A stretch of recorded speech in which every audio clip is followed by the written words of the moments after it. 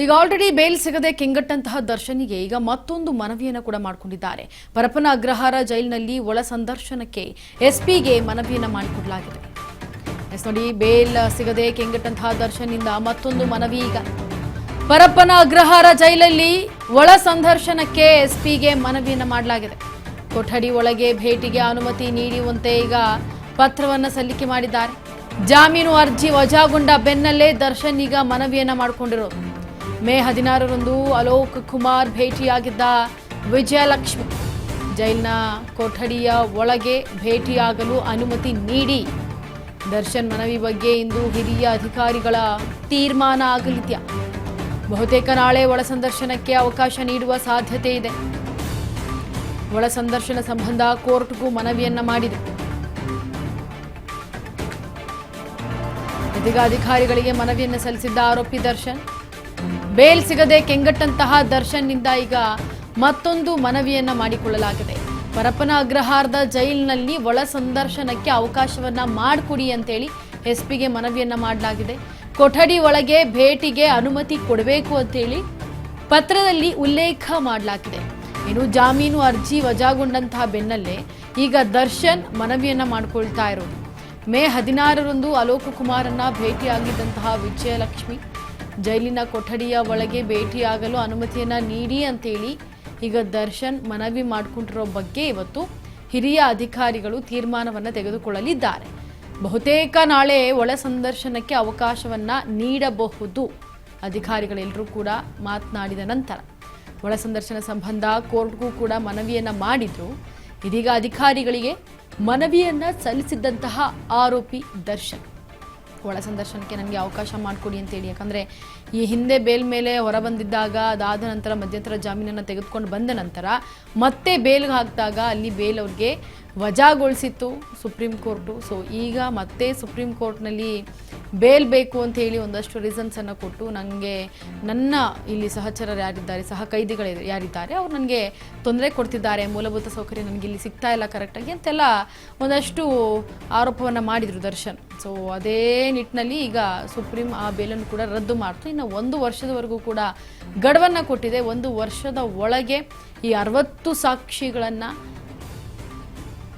ಗಡುವನ್ನು ಕೊಟ್ಟು 60 ಸಾಕ್ಷಿಗಳೇನಿದ್ದಾವೆ ಅವಷ್ಟೂ ಕೂಡ ಪೂರ್ಣಗೊಳ್ಳಬೇಕು. ಒಂದು ವೇಳೆ 1 ವರ್ಷ ಆದ ಮೇಲೂ ಇದು ಕಂಟಿನ್ಯೂ ಆಗುತ್ತೆ ಅಂತಂದರೆ ಆಗ ನಾವು ಜಾಮೀನಿನ ಬಗ್ಗೆ ಈ ವಿಚಾರವನ್ನು ಮಾಡ್ತೇವೆ ಅಂತ ಹೇಳ್ತಾರೆ. ಸೊ ಇದೇ ವಿಚಾರವಾಗಿ ಈಗ ಏನು ದರ್ಶನ್ ಬೇಲ್ ರದ್ದಾಗ್ತಾ ಇತ್ತಂತೆ ಈಗ ಮತ್ತೊಂದು ಮನವಿಯನ್ನು ಮಾಡ್ಕೊಂಡಿದ್ದಾರೆ ದರ್ಶನ್ ಅವರು. ಜಾಮೀನು ಅರ್ಜಿ ಒಂದು ಕಡೆ ವಜಾಗೊಂಡಿದೆ, ಇದರ ಬೆನ್ನಲ್ಲೇ ದರ್ಶನ್ ಮತ್ತೊಂದು ಮನವಿ ಮಾಡ್ಕೊಂಡಿರೋದು. ನನಗೆ ಮೇ 16ರಂದು ಒಂದು ಕಡೆ ಅಲೋಕ್ ಕುಮಾರನ್ನು ಭೇಟಿಯಾಗಿದ್ದಂತಹ ಪತ್ನಿ ವಿಜಯಲಕ್ಷ್ಮಿ ಜೈಲಿನ ಕೊಠಡಿಯ ಒಳಗೆ ಭೇಟಿಯಾಗೋದಕ್ಕೆ ನಮಗೆ ಅನುಮತಿ ನೀಡಿ, ಒಳಗೆ ಹೋಗಿ ಸಂದರ್ಶನವನ್ನು ಮಾಡೋದಕ್ಕೆ ನಮಗೆ ಅನುಮತಿ ನೀಡಿ. ಯಾಕಂದರೆ ಸಾಮಾನ್ಯವಾಗಿ ಜೈಲುಗಳಲ್ಲಿ ಹೋದಾಗ ಒಂದು ಚಿಕ್ಕದಾದಂತಹ ಕಿಟಕಿ ಇರುತ್ತೆ, ಆ ಕಿಟಕಿ ಮುಖಾಂತರ ಮಾತನಾಡ್ಸ್ಕೊಂಡು ಬರಬೇಕಾಗತ್ತೆ.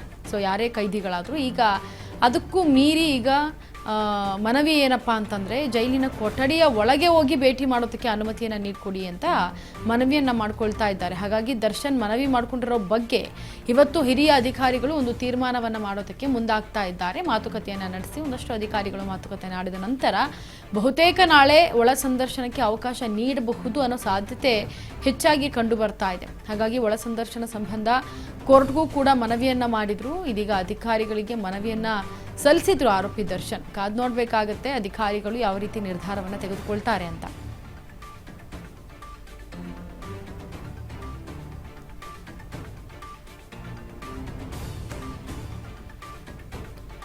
ದರ್ಶನ್ ಈಗ ಜೈಲಿನಲ್ಲಿ ಇನ್ನೂ 1 ವರ್ಷ ಇರಬೇಕು. ಯಾಕಂದರೆ ಕೊಟ್ಟಿರುವಂತಹ ಸಾಕ್ಷಿಗಳೇನಿದ್ದಾವೆ ಆ ಸಾಕ್ಷಿದಾರರನ್ನು ಈಗ ಕೋರ್ಟ್ ಒಂದಷ್ಟು ತನಿಖೆಯನ್ನು ಮಾಡುವ ಮುಖಾಂತರ, ಪ್ರಶ್ನೆಯನ್ನು ಕೇಳುವ ಮುಖಾಂತರ ಅವ್ರನ್ನ ಕ್ರಾಸ್ ಎಕ್ಸಾಮಿನೇಷನ್ ಮಾಡಬೇಕಾಗತ್ತೆ. ಹಾಗಾಗಿ ದರ್ಶನ್ ಅವರು ಅಲ್ಲಿವರೆಗೂ ಆ ಸಾಕ್ಷಿಗಳೇನಿರುತ್ತೆ ಅವೆಲ್ಲವೂ ಕೂಡ ಮುಗಿಯೋವರೆಗೂ 1 ವರ್ಷ ಆಗುತ್ತೆ. ಸೊ 1 ವರ್ಷದ ಒಳಗಡೆ ಯಾವುದೇ ರೀತಿ ವಿನಾಕಾರಣ ಕೊಡದೆ ಡೇಟ್ಗಳನ್ನು ಮುಂದಕ್ಕೆ ಹಾಕ್ತೆ ಒಂದು ಡೇ ಬೈ ಡೇ ಒಬ್ಬೊಬ್ಬರನ್ನ ಮಾಡಿ ಅಂತ ಹೇಳಿ, ಅಥವಾ ಒಂದು ದಿನ ಬಿಟ್ಟು ಒಂದು ದಿನ ಒಬ್ಬೊಬ್ಬರನ್ನ ಮಾಡಿ ಸಾಕ್ಷಿಗಳನ್ನ ಅಂತ ಹೇಳಿ ಈಗ ಕೋರ್ಟ್ ಆದೇಶವನ್ನು ಕೊಟ್ಟಿದೆ. ಇದ್ರ ಬಗ್ಗೆ ಹೆಚ್ಚಿನ ಮಾಹಿತಿಯನ್ನು ಕೊಡೋದಕ್ಕೆ ನಮ್ಮ ಪ್ರತಿನಿಧಿ ಶಿವು ದೂರವಾಣಿ ಸಂಪರ್ಕದಲ್ಲಿ. ಶಿವು, ಈಗ ವಜಾ ಆಗ್ತಾ ಇದ್ದಂತೆ ಬೇಲ್ನ ಮತ್ತೊಂದು ಈಗ ದರ್ಶನ್ ಮನವಿಯನ್ನ ಮಾಡ್ಕೊಳ್ತಾ ಇರೋದು, ಯಾವ ಕಾರಣಕ್ಕೆ ಈ ತರ ಮನವಿ ಮಾಡ್ಕೊಳ್ತಾ ಇದ್ದಾರೆ? ಇನ್ನೊಂದು ವರ್ಷ ನಾನು ಹೊರಗಡೆ ಬರಕ್ಕಾಗಲ್ಲ ಅನ್ನೋ ಕಾರಣಕ್ಕ, ಅಥವಾ ಏನಿರಬಹುದು ದರ್ಶನ್ ಅವರ ಈ ಮನವಿ ಹಿಂದೆ?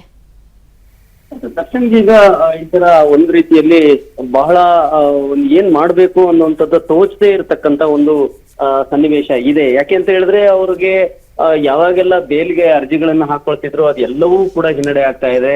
ಜೈಲಿನಲ್ಲಿ ಸೌಲಭ್ಯಗಳು ಸಿಗ್ತಾ ಇಲ್ಲ ಅನ್ನುವಂಥದ್ದನ್ನ ಕೇಳಿದಾಗ್ಲಿ ಕೂಡ ಆವಾಗ್ಲೂ ಕೂಡ ಹಿನ್ನಡೆ ಆಗ್ತಾ ಇರುವಂತದ್ದು. ಸೊ ಈ ಎಲ್ಲ ಒಂದು ಎಲ್ಲ ಏನ್ ನಡೀತಾ ಇದೆ ಎಲ್ಲದರ ಬೆನ್ನಲ್ಲೇನೆ ಈಗ ದರ್ಶನ್ ಒಂದ್ ರೀತಿಯಲ್ಲಿ ಕಂಗೆಟ್ಟಿದ್ದಾರೆ ಅಂತಾನೆ ಹೇಳ್ಬಹುದು. ಈಗ ಒಳಗಡೆ ಅವರ ಫ್ಯಾಮಿಲಿಯನ್ನ ಒಳಕೊಠಡಿಗಳಲ್ಲಿ ಸಂದರ್ಶನ ಮಾಡೋದಕ್ಕೆ ಅವಕಾಶ ಮಾಡ್ಕೊಡ್ತಾ ಇಲ್ಲ. ಸೊ ಮತ್ತೆ ಹೆಚ್ಚಿನ ಫ್ಯಾಮಿಲಿ ಹೆಚ್ಚಿಗೆ ಭೇಟಿ ಆಗೋದಕ್ಕೆ ಅವಕಾಶ ಮಾಡ್ಕೊಡ್ತಾ ಇಲ್ಲ.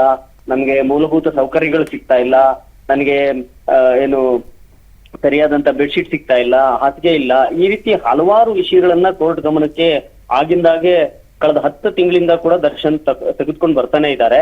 ಅಲ್ಲಿ ಕೋರ್ಟ್ ನಲ್ಲಿ ಜೈಲ್ ಅಧಿಕಾರಿಗಳು ಕೊಡುವಂತ ದಾಖಲೆಗಳು ಮತ್ತೆ ಉತ್ತರವನ್ನು ನೋಡಿದಾಗ ಕೋರ್ಟ್ ಸ್ಯಾಟಿಸ್ಫ್ಯಾಕ್ಷನ್ ಆಗ್ತಾ ಇದೆ. ಎಲ್ಲಾ ಕೈದಿಗಳಿಗೂ ಏನೆಲ್ಲ ಸಿಗ್ತಾ ಇದೆ ಫೆಸಿಲಿಟೀಸ್, ಯಾವ ರೀತಿಯಲ್ಲಿ ಅವ್ರನ್ನ ಭೇಟಿಗೆ ಅವಕಾಶ ಸಿಗ್ತಾ ಇದೆ, ಫ್ಯಾಮಿಲಿಗೆ, ವಕೀಲರುಗಳಿಗೆ ಅಂತ ಹೇಳಿ ಅದು ನಿಮ್ಗೂ ಕೂಡ ಸಿಗ್ತಾ ಇದೆ ಅನ್ನುವಂಥದ್ದು ಸುಪ್ರೀಂ ಕೋರ್ಟ್ ಅವ್ರಿಗೂ ಕೂಡ ಇದೇ ರೀತಿಯ ಒಂದು ಅವ್ರಿಗೆ ಆದೇಶಗಳು ಸಿಕ್ಕಿರುವಂತದ್ದು. ಹಾಗಾಗಿ ಈಗ ಒಂದ್ ರೀತಿಯಲ್ಲಿ ಕಂಗೆಟ್ಟಿದ್ದಾರೆ. ಅದಕ್ಕೆ ಈಗ ಜೈಲ್ ಅಧಿಕಾರಿಗಳಿಗೆ, ಜೈಲ್ ಎಸ್ಪಿಗೆ ಮನವಿ ಪತ್ರವನ್ನು ಸಲ್ಲಿಸಿಕೊಂಡಿರುವಂತದ್ದು. ನಮ್ಮ ಫ್ಯಾಮಿಲಿ, ಮಗ ಮತ್ತೆ ನನ್ನ ಪತ್ನಿಯನ್ನ ಒಳ ಸಂದರ್ಶನ, ಒಳ ಕೊಠಡಿಯಲ್ಲಿ ಸಂದರ್ಶನ ಮಾಡುವಂತದಕ್ಕೆ ಅವಕಾಶ ಮಾಡ್ಕೊಡ್ಬೇಕು ಅನ್ನುವಂಥದ್ದನ್ನ ಈಗ ಮನವಿ ಮಾಡ್ಕೊಂಡಿದ್ದಾರೆ. ಬಹುಶಃ ಇದಕ್ಕೆ ಈ ಒಂದು ಮನವಿಯನ್ನ ಬಹುಶಃ ಪುರಸ್ಕರಿಸಬಹುದು ಹಿರಿಯ ಅಧಿಕಾರಿಗಳು ಅಂತ ಹೇಳಿ ಮೂಲಗಳಿಂದ ಮಾಹಿತಿ ಬರ್ತಾ ಇದೆ. ಮೇ 16ನೇ ತಾರೀಕಿಗೆ ಡಿಜಿಪಿ ಅಲೋಕ್ ಕುಮಾರ್ ಅವ್ರನ್ನು ಕೂಡ ಭೇಟಿಯಾಗಿದ್ದಾರೆ. ಭೇಟಿ ಮಾಡಿದ್ದು ವಿಜಯಲಕ್ಷ್ಮಿ ಅವ್ರನ್ನ ಭೇಟಿ ಮಾಡಿ ಅವ್ರನ್ನ ಈ ಒಂದು ಮನವಿಯನ್ನು ಮಾಡ್ಕೊಂಡಿರುವಂತದ್ದು. ಇಲ್ಲಿವರೆಗೂ ಕೂಡ ಜೈಲಿನ ಹಿರಿಯ ಅಧಿಕಾರಿಗಳಿಗೆ ಮನವಿಗಳನ್ನ ಮಾಡ್ಕೊಳ್ತಾ ಇರ್ಲಿಲ್ಲ. ನೇರವಾಗಿ ಅವರು ಕೋರ್ಟ್ ಮೂಲಕನೇ ಈ ರೀತಿಯ ಒಂದು ಸೌಲಭ್ಯಗಳನ್ನು ಪಡ್ಕೊಳ್ಳುವಂತದ್ದಕ್ಕೆ ಕೋರ್ಟ್ ಮೂಲಕನೇ ಹೋಗಿ ಪಡ್ಕೊಳ್ಳೋಣ ಅನ್ನುವಂತ ಒಂದು ಪ್ರಯತ್ನ ಮಾಡ್ತಿದ್ರು. ಪ್ರಯತ್ನದಲ್ಲಿ ಪ್ರತಿಯೊಂದು ಬಾರಿ ಕೂಡ ಹಿನ್ನಡೆ ಆಗ್ತಾ ಇದ್ದಂತ ಹಿನ್ನೆಲೆಯಲ್ಲಿ ಈಗ ಕಡೆಗೆ ವಿಜಯಲಕ್ಷ್ಮಿ ಜೈಲಿನ ಹಿರಿಯ ಅಧಿಕಾರಿಗಳನ್ನ ಭೇಟಿ ಮಾಡಿದ್ದಾರೆ. ಅವರು ಎಸ್ ಪಿ ಅಂಶು ಕುಮಾರ್ ಅವ್ರಿಗೂ ಕೂಡ ಮನವಿ ಪತ್ರವನ್ನು ಕೊಟ್ಟಿದ್ದಾರೆ ಅನ್ನುವಂಥದ್ದು ಮಾಹಿತಿ ಬರ್ತಾ ಇದೆ.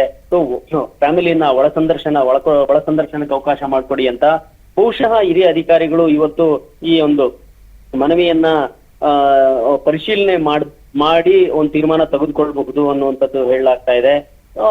ಭಾಗಶಃ ಒಳಕೊಠಡಿ ಸಂದರ್ಶನಕ್ಕೆ ಅಂತಂದ್ರೆ ಈಗ ಆತನಿಗೆ ತೀವ್ರ ಖಿನ್ನತೆ ಆಗ್ಬಾರ್ದು ಅಥವಾ ಬೇರೆ ರೀತಿಯ ಏನು ಸಮಸ್ಯೆ ಆಗ್ಬಾರ್ದು ಅನ್ನುವಂತ ಒಂದು ಕಾರಣದಿಂದಾಗಿ ಸೊ ಈ ಒಂದು ಪರಿಶೀಲನೆ ಮಾಡಿ ಇವರ ಮನವಿಯನ್ನ ಬಹುಶಃ ಅವರಿಗೆ ಒಂದು ಸ್ವಲ್ಪ ಸಮಯದ ಕಾಲ ಮಗ ಮತ್ತೆ ಪತ್ನಿಗೆ ಒಳ ಸಂದರ್ಶನಕ್ಕೆ ಅವಕಾಶ ಮಾಡಿಕೊಡಬಹುದು. ಅದು ಹಿರಿಯ ಜೈಲಿನ ಅಧಿಕಾರಿಗಳ ವ್ಯಾಪ್ತಿಯ ಒಳಗಡೆ ಇರ್ತದೆ. ಆ ಕೆಲಸವನ್ನ ಮಾಡೋ ಸಾಧ್ಯತೆ ಇದೆ ಅಂತ ಹೇಳಲಾಗ್ತಾ ಇದೆ.